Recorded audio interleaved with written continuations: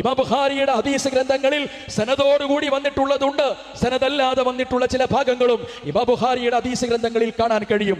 ഒരു കാര്യം നമ്മൾ മനസ്സിലാക്കേണ്ടതുണ്ട്, ഖുർആൻ കഴിഞ്ഞാൽ മുസ്ലിം ലോകം ഏറ്റവും അസഹായി പരിഗണിക്കുന്ന, ഏറ്റവും സ്തുത്യർഹമായി പരിഗണിക്കുന്ന സിഹാഉ സിത്തയിലെ ഒന്നാമതായി പരിഗണിക്കുന്ന ഇമാം ബുഖാരിയുടെ സ്വഹീഹുൽ ബുഖാരിയിൽ ദുർബലമായ ഹദീസുകൾ കുറെയുണ്ട്. അതൊന്നും സ്വീകരിക്കേണ്ടതില്ല, അതൊന്നും ശരിയല്ല എന്ന് പറയുകയല്ല ചെയ്യുന്നത്.